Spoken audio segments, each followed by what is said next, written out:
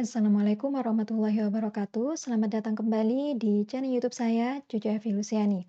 Pada kesempatan kali ini, kita akan melanjutkan pembahasan tentang praktikum pengendalian proses, di mana bab yang akan kita bahas adalah bab 3, yaitu tentang penentuan fungsi hantar pada sistem berpengendali. Adapun tujuan percobaan dari bab 3 ini adalah untuk menentukan transfer function atau biasa disebut dengan fungsi transfer atau biasa disebut dengan fungsi hantar pada masing-masing proses pengendali dengan metode kurva reaksi. Setelah kita mengetahui tujuan percobaan dari bab 3 ini, kita bisa menentukan beberapa kata kunci yang nantinya akan kita jadikan sebagai pembahasan pada kesempatan kali ini.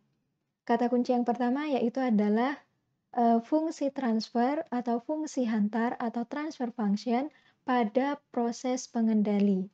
Jadi nanti yang akan menjadi sistem atau fokus kita itu adalah di bagian proses, di mana proses yang dimaksud itu adalah kotak antara gabungan FCE dan proses. Mengapa FCE dan proses? Karena perubahan input dan outputnya yang dilihat itu adalah inputnya berupa persen PO dan outputnya berupa persen PV. Nah, dari sini kita mengetahui bahwa kotak yang akan kita lihat, yang akan kita jadikan sebagai sistem itu adalah kotak FCE plus proses. Ya. Kemudian yang dikatakan dengan transfer function atau fungsi hantar atau fungsi transfer itu biasanya disimbolkan dengan GS. Nah, GS ini nantinya akan menghubungkan antara output terhadap inputnya. Sebelum kita membahas GS, jika ada blok diagram yang ada aliran masuk, kemudian kotak proses, kemudian aliran keluar, seperti ini, kira-kira termasuk open loop atau closed loop system? Ya, kalau ada yang seperti ini, tidak ada aliran dari output yang dikembalikan lagi ke dalam input, itu merupakan proses atau sistem yang menggunakan open loop. Ya, artinya nanti proses ini akan bekerja secara manual. Kalau misalkan closed loop system, di situ kerjanya sudah otomatis, di mana outputnya nanti akan ada yang dikembalikan untuk dibandingkan dengan set point. Ya, makanya disebut dengan closed loop system atau pengendali secara otomatis. Nah, kita kembali lagi ke GS. GS ini merupakan suatu nilai dari transfer function atau fungsi transfer atau fungsi hantar pada kotak proses plus FCE ini. Di mana persamaan dari GS itu adalah output per input. Outputnya di sini berupa YS, kemudian inputnya itu adalah XS. Kenapa semuanya S? Karena ini sebenarnya merupakan transfer function atau fungsi transfer. Kalau di dalam materi atau teori pengendalian proses, biasanya GS, YS, dan XS ini kita peroleh setelah kita melakukan Laplace transform. Ya. Nah, kalau di dalam praktikum pengendalian proses, kita menentukan XS dan YS di sini tidak berdasarkan Laplace transform, tetapi kita akan menggunakan kurva reaksi, metode kurva reaksi, di mana metode kurva reaksi ini nanti akan kita gunakan untuk menentukan persamaan dari GS yang diperoleh, itu nanti termasuk yang first order, yang tidak lain persamaannya adalah Kp per tau S plus 1, ataukah persamaan dari GS di sini nantinya adalah yang first order plus dead time, di mana persamaannya adalah GS sama dengan Kp kali E pangkat minus tau D kali S per tau S plus 1. Nah, di sini ada beberapa nilai yang perlu kita tentukan, yaitu ada nilai Kp, tau, dan tau D. Di mana Kp itu biasanya merupakan gain proses. Ya, simbolnya adalah Kp, sedangkan kalau tau itu adalah time constant untuk proses biasanya. Simbolnya adalah tau, kemudian kalau tau D di sini merupakan dead time. Nah, penentuan nilai KP, tau, dan tau di ini nantinya akan kita gunakan metode kurva reaksi ini. Jadi nanti metode kurva reaksi ini biasanya bisa kita dapatkan terutama untuk penentuan time constant dan dead time. Jadi dari metode kurva reaksi yang terdiri dari 3 metode, yaitu ada metode 1, 2, dan 3, kita bisa menentukan berapa nilai tau dan tau d-nya. Dengan nilai gain prosesnya di sini konstan ya. Karena konstan dalam artian yang kita tentukan untuk metode 1, 2, dan 3 nilai KP-nya sama. Karena nilai KP-nya nanti akan berhubungan dengan perubahan output terhadap perubahan input. Sebelum kita masuk ke dalam persamaan atau cara untuk mendapatkan nilai KP, tau, dan tau d dengan metode kurva reaksi metode 1, 2, dan 3 ini, kita pelajari terlebih dahulu tentang pengertian dari KP, tau, dan tau d.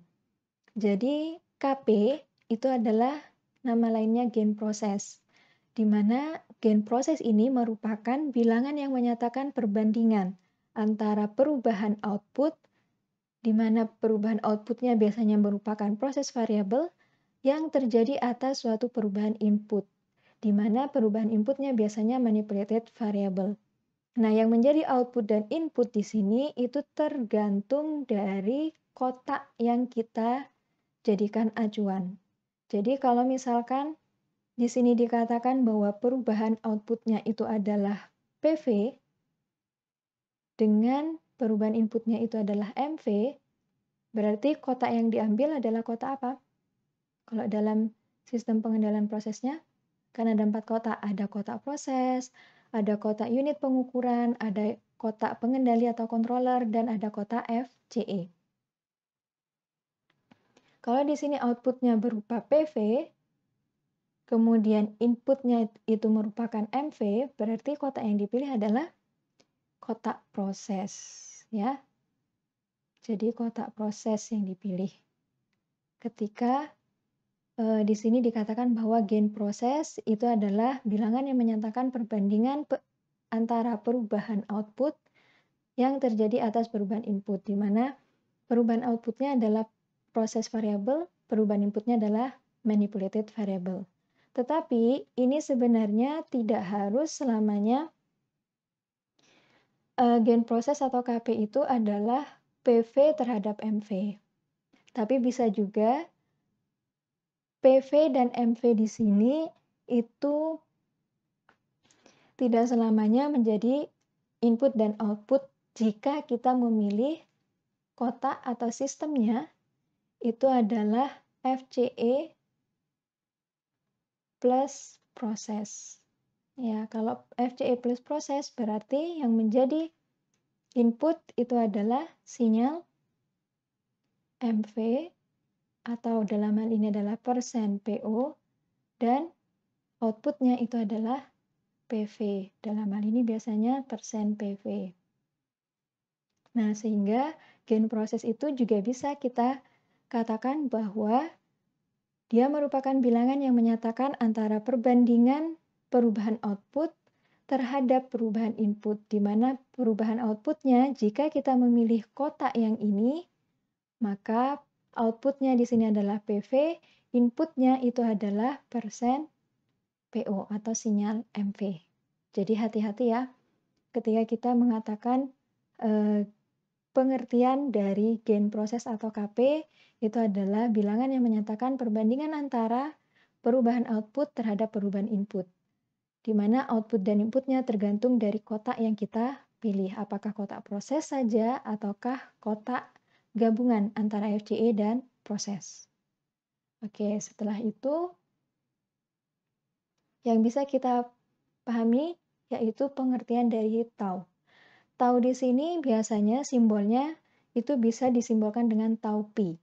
Jadi jangan bingung ketika ada yang menuliskan bukan tau tapi tau pi, itu sebenarnya sama saja, yaitu tentang time constant.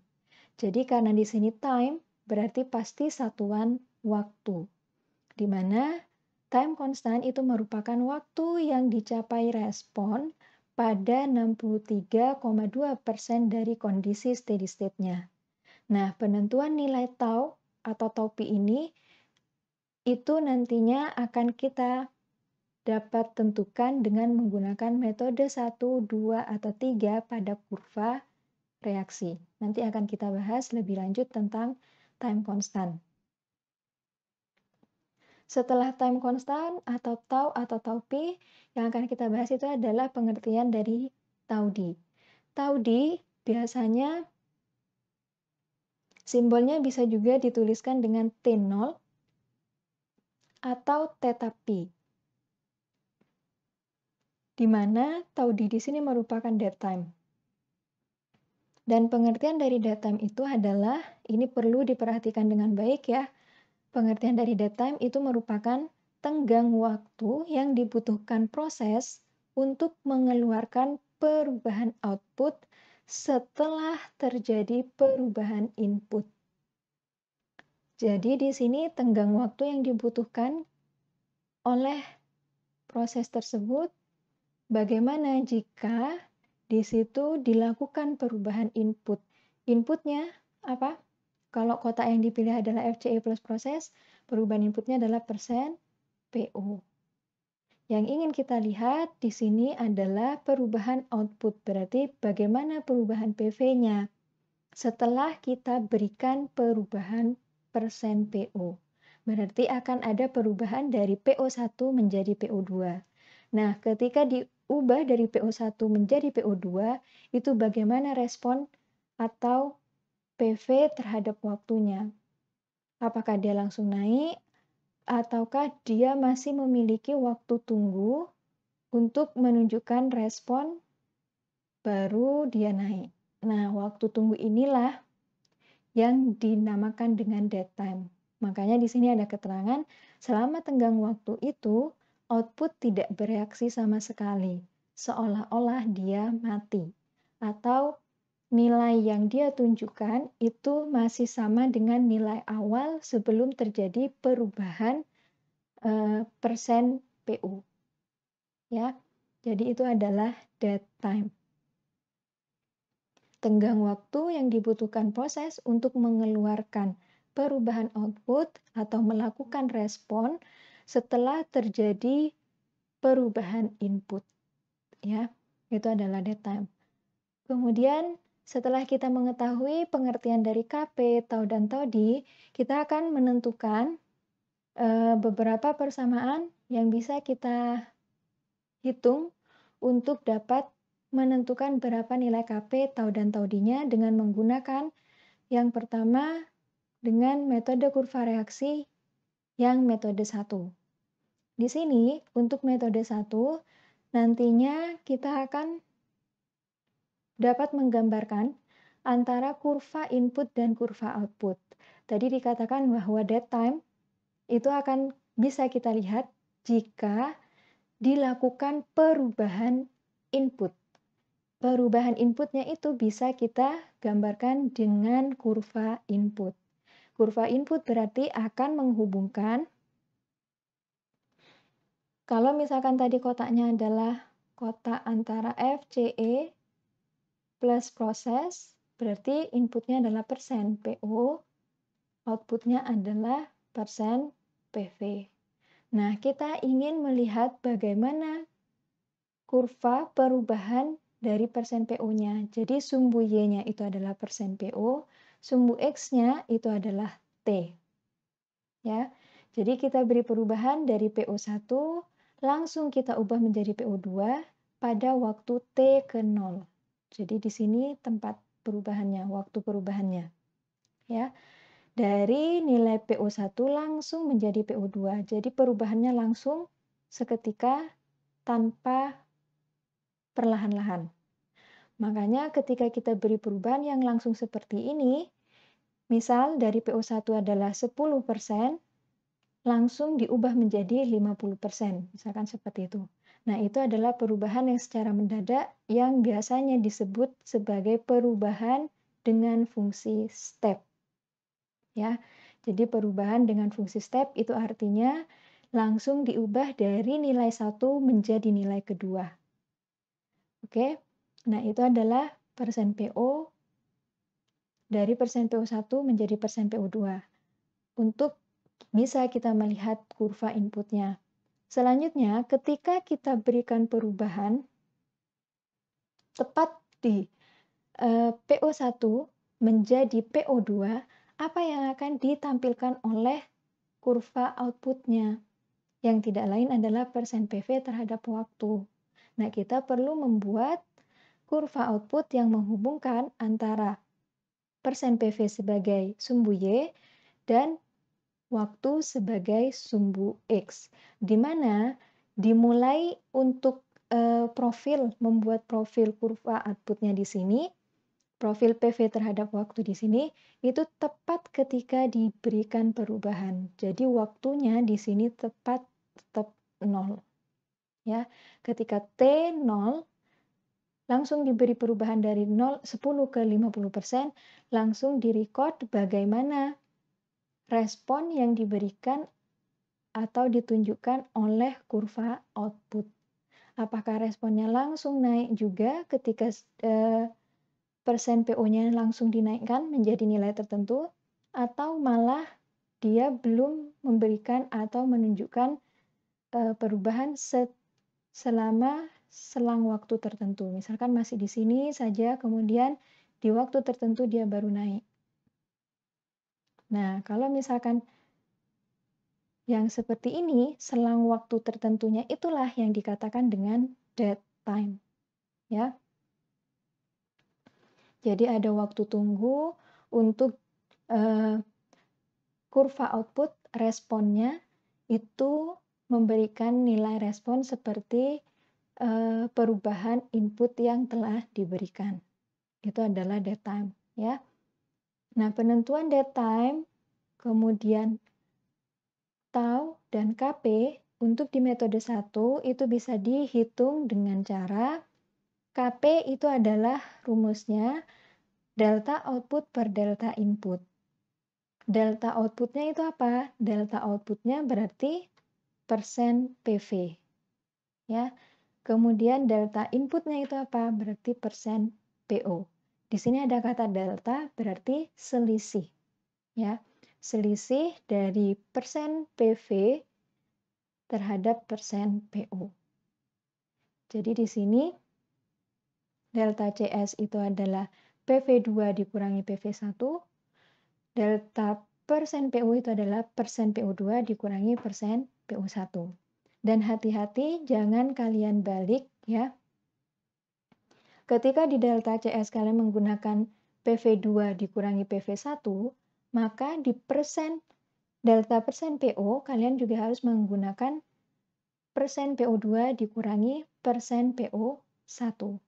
Jangan dibalik yang di sini tiba-tiba kalian menggunakan persen PO1 dikurangi dengan persen PO2. Jangan seperti itu. Nanti pasti hasilnya akan tidak sesuai, ya.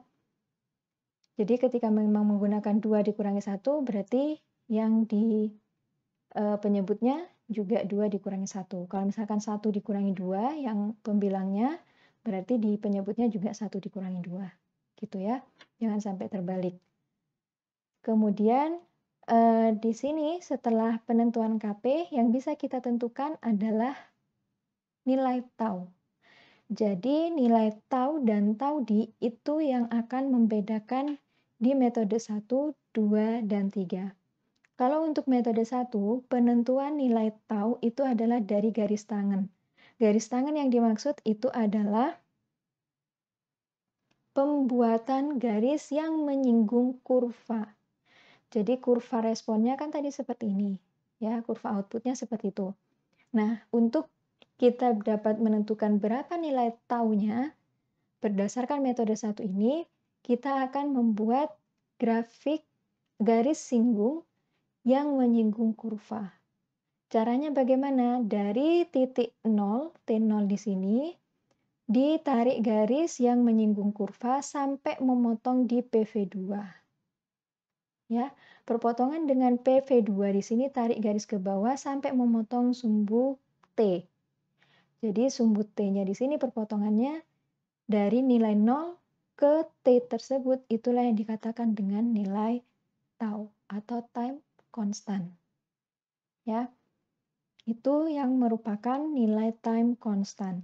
Kemudian kalau nilai tau D-nya bagaimana? Tau D-nya itu dilihat apakah respon sebelum dia naik, apakah memang di situ terjadi respon yang masih seolah-olah mati atau nilainya konstan di situ saja sebelum benar-benar memberikan suatu perubahan, ya.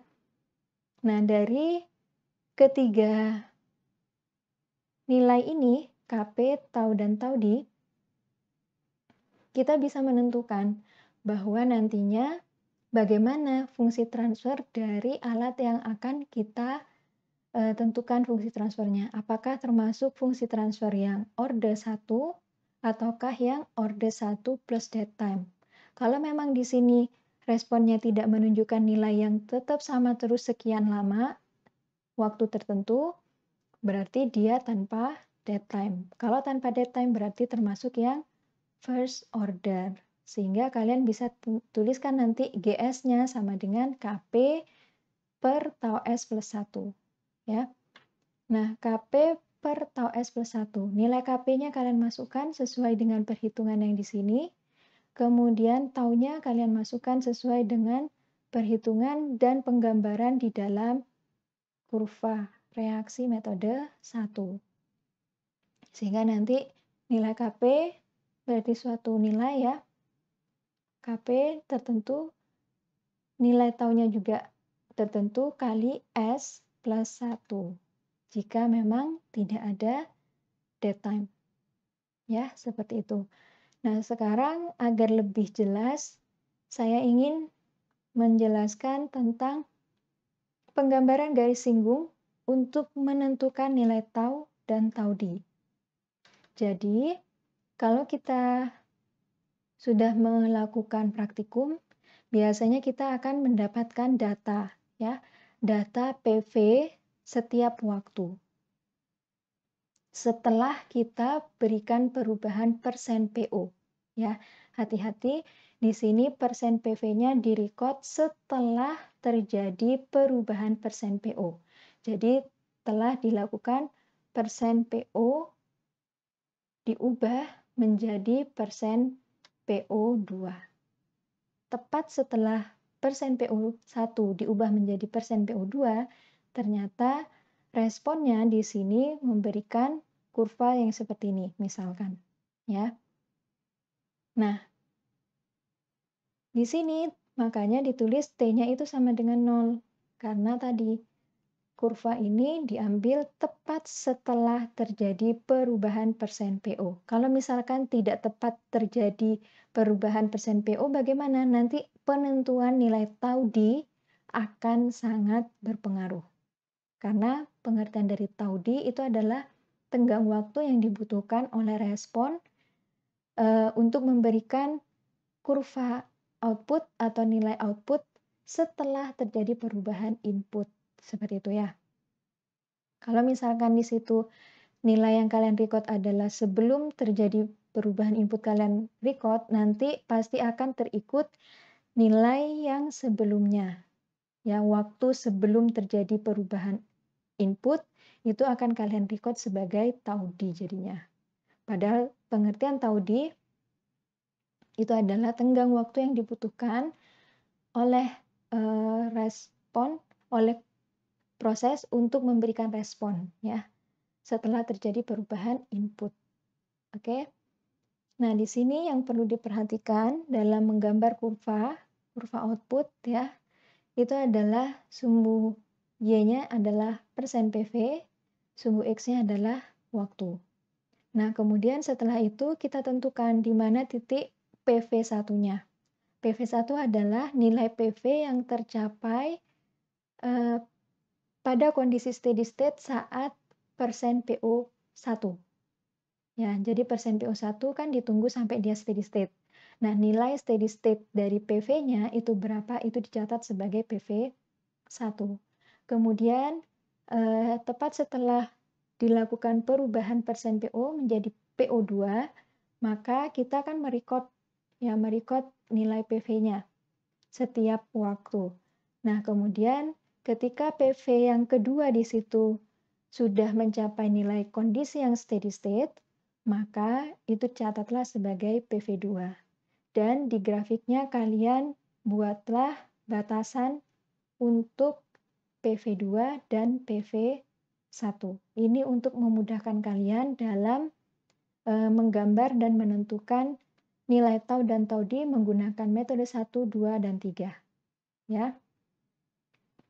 Setelah PV1 dan PV2 kalian tentukan batasnya di mana, yang kalian lakukan adalah menghitung jarak delta CS-nya.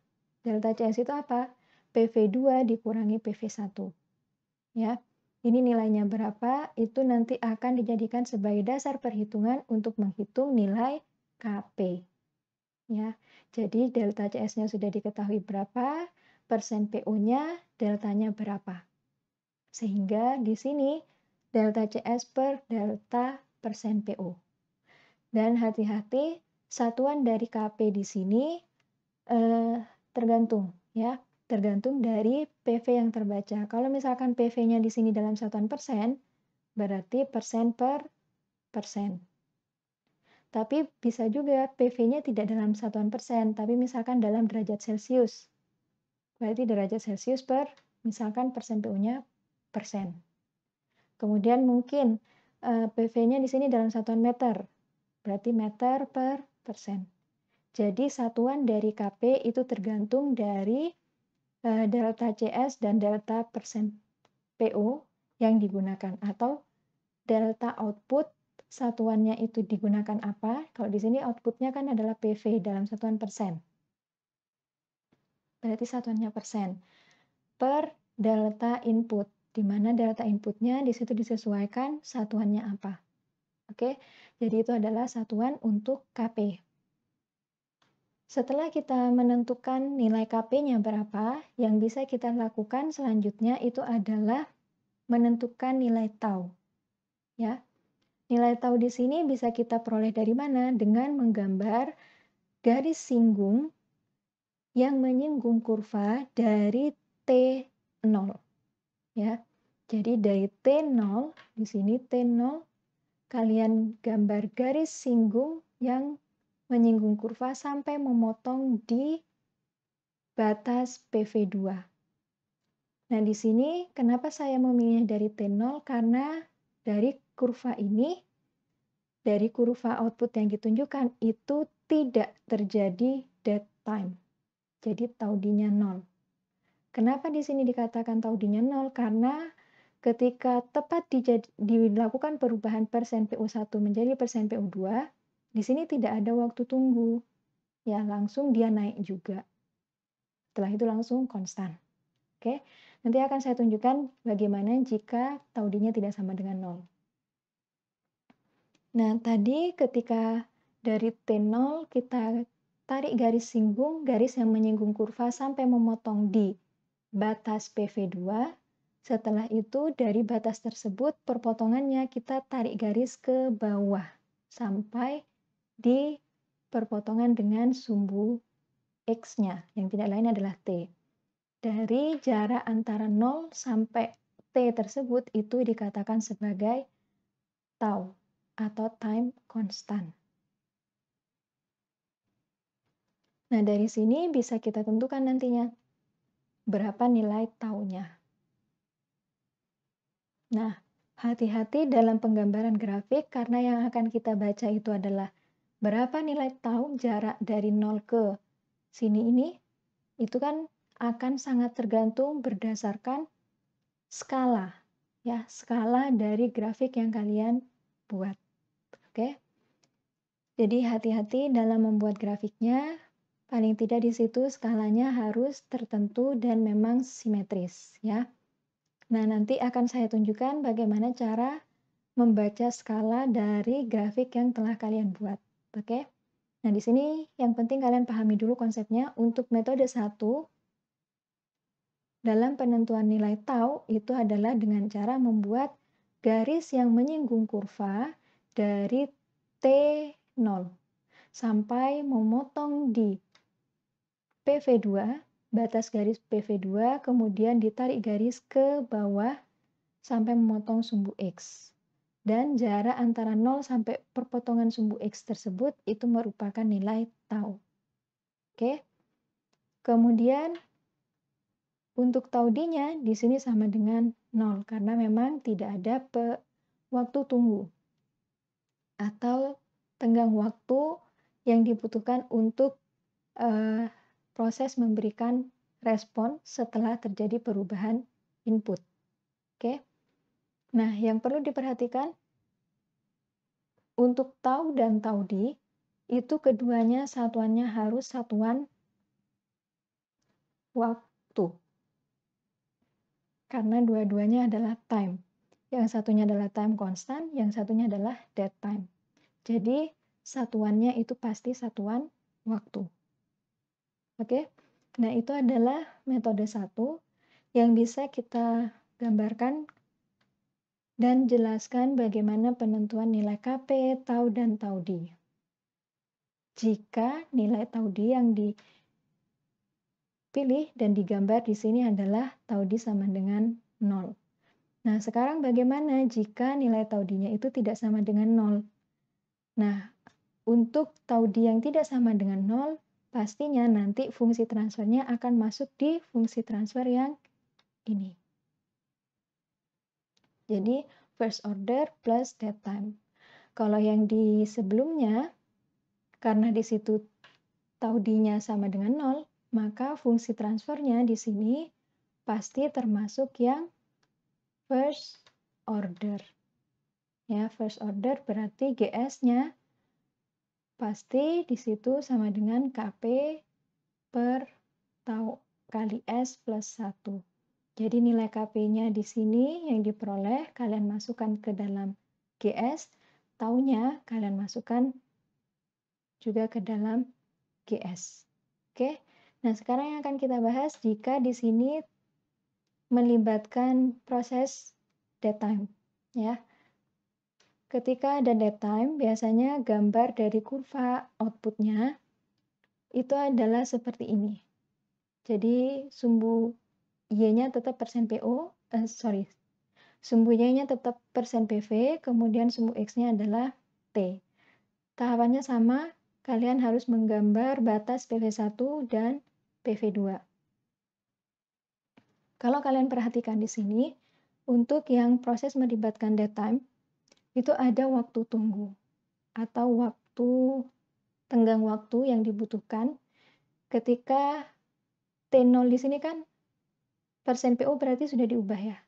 Persen PO berarti sudah diubah dari PO1 menjadi PO2. Ketika PO1 sudah diubah menjadi PO2, ternyata responnya, PV-nya, itu masih menunjukkan seperti PV pada saat PO1. Ya. Jadi kan di sini sebenarnya PO1 dia kan akan mencapai PV1, ya kan? Nah, ketika PO2 di sini kan akan mencapai PV2. PV1 dan 2 ini artinya PV saat sudah terjadi steady state ketika di PO1. Ketika di sini sudah steady state di PO1, maka diubah menjadi PO2. Ditunggu juga sampai dia steady state lagi.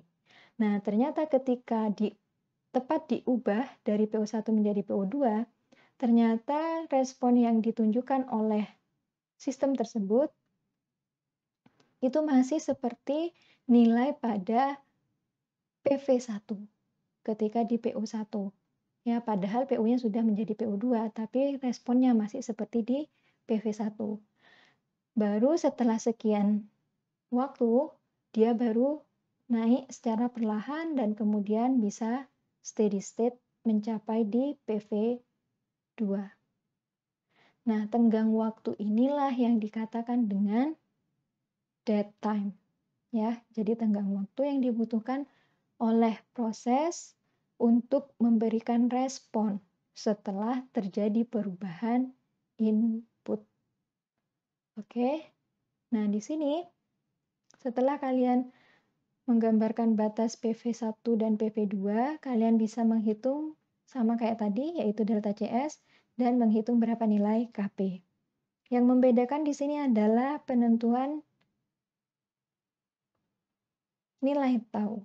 Jadi ketika memang di sini ada nilai tau, ada tau di, ya, ada dead time atau dead time-nya tidak sama dengan 0, maka penggambaran garis singgung untuk menentukan nilai tau itu adalah dari titik yang tidak terjadi dead time. Jadi dead time-nya itu tidak termasuk pada garis singgung. Artinya bagaimana? Garis singgungnya tidak kalian gambar dari sini.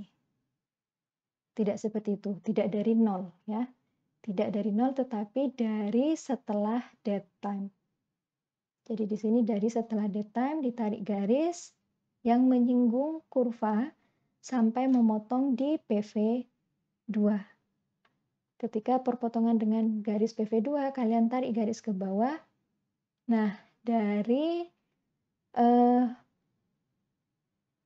waktu yang dipilih tadi sampai perpotongan dari garis singgung dan sumbu T di sini, itu nanti kalian tentukan sebagai nilai tau.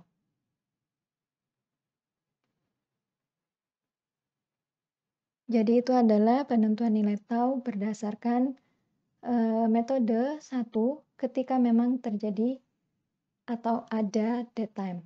Ya. Kemudian dead time-nya berarti yang mana? Dead time-nya berarti yang sebelum terjadi perubahan. Ya. Pada responnya di sini ketika memang belum terjadi perubahan itu adalah dead time-nya. Jadi kalau untuk taunya kalian gambar garis singgungnya jangan dari 0. Ya, hati-hati. Ketika di situ memang ada dead time, kalian menggambar garis singgungnya jangan mulai dari 0 di sini, kemudian kalian tarik garis yang menyinggung kurva, tidak seperti itu, tapi mulailah dari titik setelah adanya dead time. Jadi dari sini ditarik garis yang menyinggung, perpotongannya dengan PV2 kalian tarik garis ke bawah, jadi jarak antara inilah yang dikatakan sebagai nilai tau. Ya. Jadi itu cara menggambar dan penentuan dari tau dan tau di. Hati-hati, nilai tau dan tau di satuannya adalah satuan waktu. Kalau satuan KP di sini sesuai dengan delta output per delta inputnya itu dalam satuan apa. Oke, jadi ketika kita sudah menentukan nilai KP, tau dan tau di berdasarkan kurva, metode kurva reaksi, metode 1, itu kita bisa menentukan nilai GS-nya, persamaan GS-nya. Karena di sini ada tau di, berarti di sini termasuk yang first order plus dead time. First order plus dead time, ya. Kemudian berarti GS sama dengan, kalau first order plus dead time itu adalah KP kali E pangkat minus tau di kali S per tau S plus 1. Jadi nilai KP-nya kalian masukkan, tau D-nya kalian masukkan, ya, kemudian nilai taunya kalian juga masukkan ke dalam persamaan ini. Sehingga tujuan dari praktikum itu adalah untuk mendapatkan persamaan ini. Ya, apakah termasuk yang FOPDT, ya, first order plus dead time, ataukah cuma first order. Kalau first order berarti tidak ada ini, hanya KP per tau S plus 1. Itu jika menggunakan metode 1. Nah, sekarang bagaimana yang metode 2? Metode 2 itu sebenarnya tidak menggunakan garis singgung, tetapi yang digunakan di sini adalah nilai 0,623 kali delta CS. Ya. Makanya tadi dikatakan bahwa time constant itu adalah 63,2% waktu yang dibutuhkan ketika mencapai 63,2% kondisi steady state-nya. Nah, ini yang digunakan di dalam metode 2 dan nantinya di metode 3 juga digunakan 0,632 ini. Ini masih tetap sama ya, jadi kurva input itu dilakukan perubahan dari persen PO1 menjadi persen PO2 dengan perubahan yang digunakan adalah fungsi step. Artinya fungsi step adalah dari nilai tertentu langsung diubah menjadi nilai tertentu. Ya. Tidak dilakukan perubahan yang secara perlahan-lahan, tidak, tetapi langsung diubah dari PO1 menjadi PO2. Selanjutnya di sini untuk kurva outputnya tetap sama, digambarkan ketika tepat terjadi perubahan input, sehingga T-nya di sini tetap sama dengan 0. Oke, kemudian untuk harga KP-nya tetap sama, seperti di metode 1. Makanya tadi saya bilang, nilai KP di metode 1, 2, dan 3 itu sama. Karena rumusnya yang digunakan tetap yaitu delta CS per persen delta persen PO. Oke. Yang membedakan di sini dalam penentuan nilai tau. Yaitu kalau tau pada metode 2 itu biasanya merupakan nilai waktu saat 0,632 kali delta CS plus persen PV1 tercapai. Ya, jadi berapa nilai waktu ketika di 0,632 kali delta CS plus PV1. Itu di mana titiknya? Kemudian misalkan di sini titiknya. Ya. Nah, kemudian kalian tabrakan ke kurva, dari hasil tabrakan dari kurva tersebut kalian tarik garis ke bawah. Nah, itu adalah nilai waktu yang dibutuhkan. Artinya itu adalah nilai tau, ya. Tetapi sebelum terjadinya dead time. Kalau dead time berarti di situ bisa kita baca ketika kita menentukan seberapa lama respon di situ akan memberikan perubahan ketika terjadi perubahan input. Ya. Dari nilai KP, tau dan tau di sini kita juga tetap bisa menentukan fungsi transfernya apakah termasuk yang first order atau FOPDT. Jadi first order plus dead time. Kita langsung saja ke pembahasan kurvanya ya. Dalam menggambar metode 2, ketika tau D-nya sama dengan 0, yang kalian lakukan adalah menggambar seperti biasa ya. Menggambar sumbu Y terhadap sumbu X. Sumbu Y-nya adalah persen PV, sumbu X-nya adalah T atau waktu. Kemudian kalian beri batasan untuk PV1-nya di mana dan PV2-nya di mana. Setelah itu, yang kalian lakukan adalah menghitung nilai delta CS untuk mendapatkan nilai KP. Ya, ini sama persis dengan yang di metode 1. Kemudian yang membedakan di sini untuk menentukan tau. Jadi dalam menentukan nilai tau, kalian hitung 0,632 delta CS plus PV1. Itu titiknya di mana? Kemudian kalian tabrakkan ke kurva, dari hasil tabrakan di kurva tersebut, kalian tarik garis ke bawah. Kemudian dari nilai 0 ke, atau bukan 0 yang lebih tepatnya di sini karena 0 di sini karena tau D-nya 0. Tapi ketika ada tau D berarti ketika sebelum tau D, setelah terjadinya tau D, jadi setelah terjadinya tau D sampai pada waktu yang diperoleh dari hasil pembacaan di 0,632 delta CS plus PV1 ini. Jadi itu adalah nilai taunya. Jadi nilai tau itu adalah nilai waktu saat 0,632 delta CS plus PV1 pada kurva output. Kemudian setelah itu, yang dilakukan di sini, kalian tarik dari perpotongan tadi kan ditarik garis ke bawah untuk menentukan nilai tau. Selanjutnya kalian untuk menentukan nilai tau D-nya berapa, kalian tarik garis ke atas dari titik tadi ya. Kalian tarik garis ke atas sampai memotong di PV2. Setelah itu, kalian buatlah garis singgungnya untuk menentukan di mana batas dari nilai taunya. Ya, jadi dari nilai tau ini, sebelum nilai tau ini berarti itu adalah nilai tau D-nya. Tapi kalau nilai di sini sudah dimulai dari 0, berarti tau D-nya sudah sama dengan 0. Untuk lebih jelasnya nanti ketika kita membahas saat tau D-nya tidak sama dengan 0. Oke. Jadi dari kurva output, saya ulangi lagi untuk yang metode 2, itu adalah yang membedakan dengan metode 1. Kalau di metode 1 kalian membuat garis singgung, kalau di metode 2 ini untuk menentukan nilai taunya, kalian adalah dengan cara menghitung berapa nilai 0,632 delta CS plus PV1. Ya. Setelah itu letak titiknya di mana?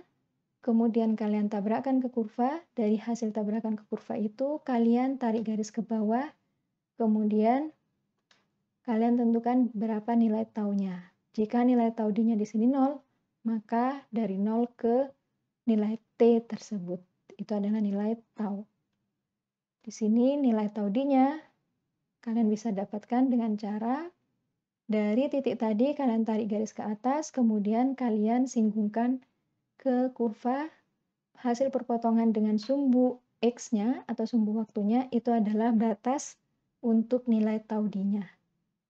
Oke, hati-hati satuan dari tau dan tau D itu adalah satuan waktu.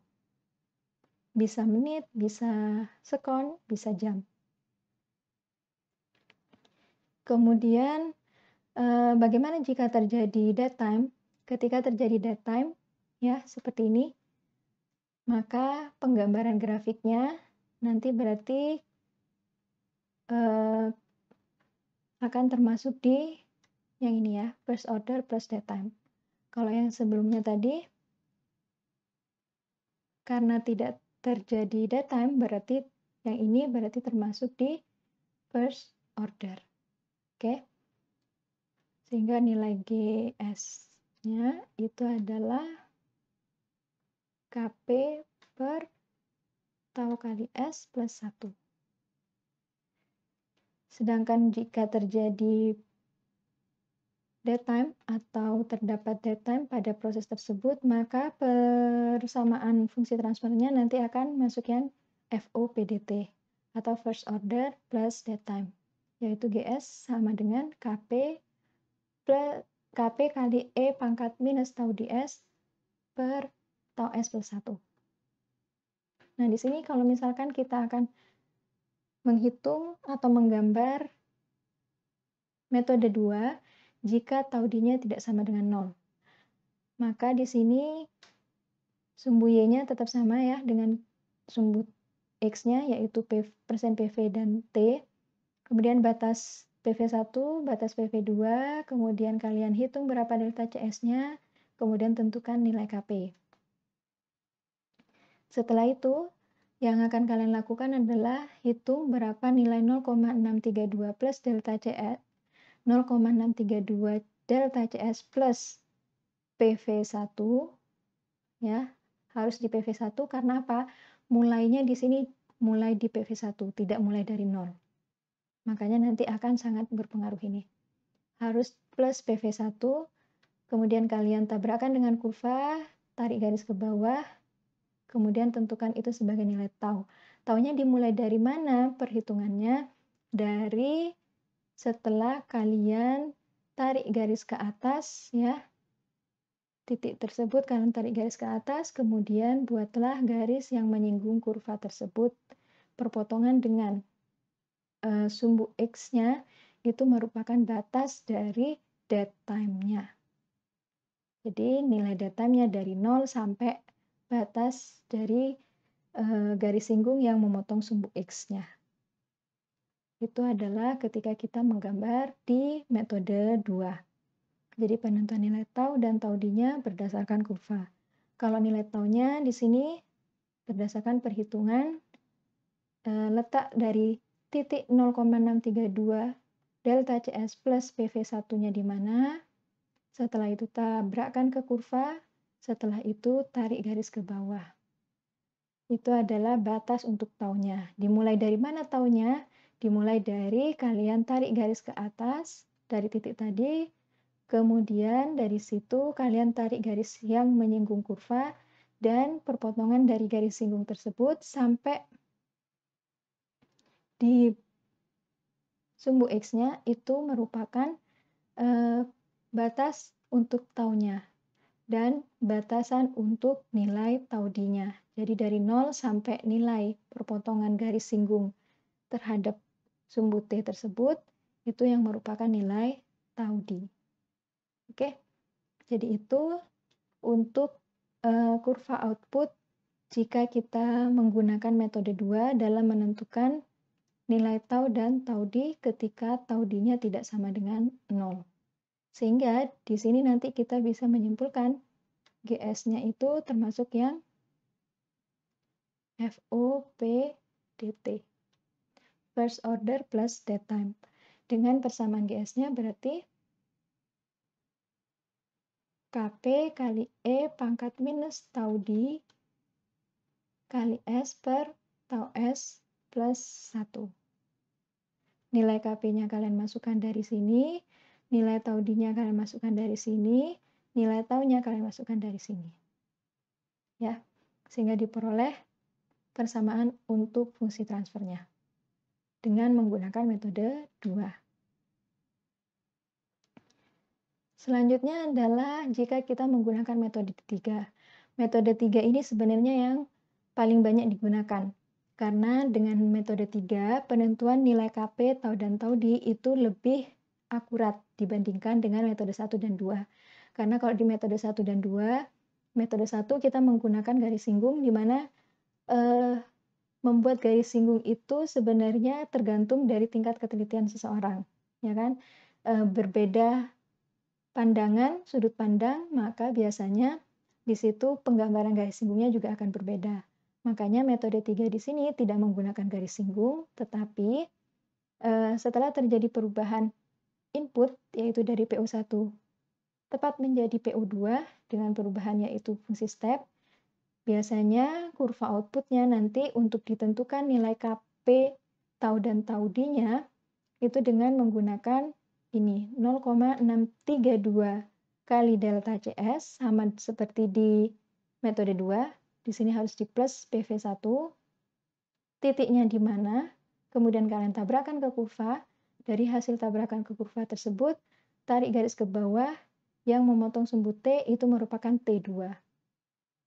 Kemudian dihitung lagi yang kedua, yaitu adalah 0,283 kali delta CS plus PV1, letak titiknya di mana, kalian tabrakkan ke kurva, tarik garis ke bawah, itu merupakan T1.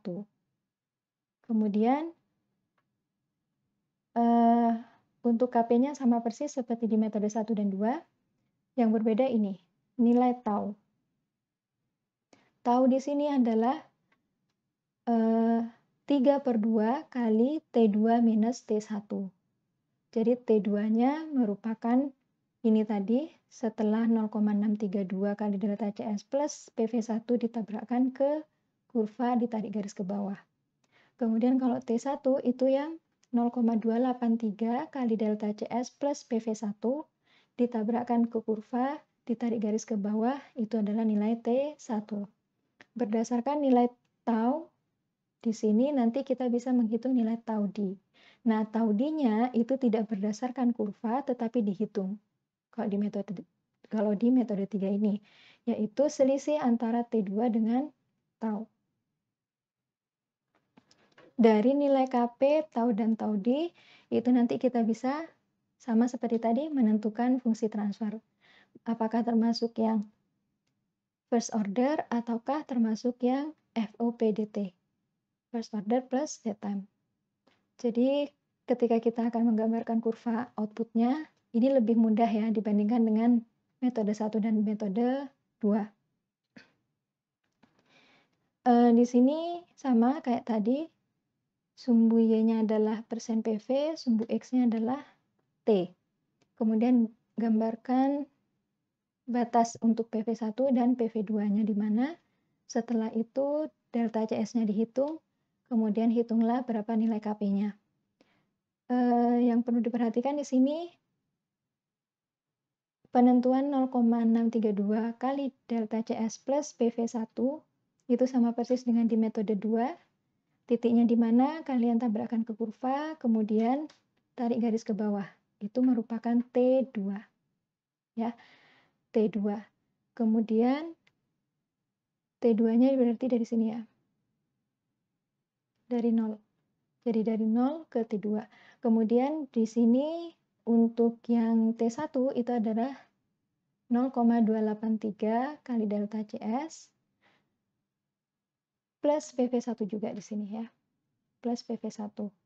Jadi itu dari 0 sampai sini itu merupakan T1. Yang di sini merupakan T2. Jadi kalau saya perbaiki di sini yang merupakan T1 dan T2 ini adalah T1. Jadi dibacanya tetap dari 0 ya. Yang di sini itu adalah yang ini tadi T2, yang ini adalah T1. Jadi dibacanya tetap dari 0. Oke. Kemudian taunya itu adalah 3/2 kali T2 minus T1. Di mana T1 itu adalah, ini salah. Ini adalah bukan T1 itu yang 0,283. Kemudian yang 0,632 itu adalah T2. Ya. Jadi 3/2 kali T2 minus T1. Kemudian untuk tau D-nya itu dihitung yaitu T2 minus tau. Pokoknya yang menjadi T2 itu biasanya yang lebih besar dan T1 itu yang lebih kecil. Oke? Jadi itu yang bisa kita pelajari ketika kita menentukan nilai KP, tau, dan tau D dengan ketiga cara. Ada metode 1, 2, dan metode 3. Metode 1 di sini berarti menggunakan garis singgung untuk penentuan nilai tau dan tau D. Metode 2 juga ada garis singgungnya tetapi lebih ke 0,632 delta CS plus PV1. Kalau yang metode 3 menggunakan ini plus 0,283 delta CS plus PV1. Ya.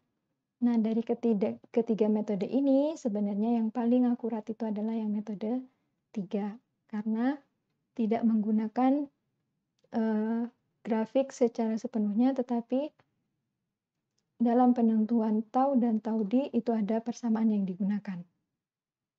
Seperti itu, ya. Jadi mungkin itu yang bisa disampaikan untuk materi bagaimana konsep dari perhitungan untuk metode 1, 2, dan 3 dari metode kurva reaksi yang digunakan dalam penentuan KP, tau, dan tau D untuk menentukan fungsi transfer. Yang tidak lain adalah GS dari proses yang berpengendali, seperti itu. Untuk simulasi dalam pengerjaan LKM-nya akan saya bahas di video berikutnya. Oke, mungkin itu yang bisa saya sampaikan pada kesempatan kali ini. Semoga bisa dipahami dan semoga bisa bermanfaat. Kurang lebihnya mohon maaf, saya akhiri. Wassalamualaikum warahmatullahi wabarakatuh.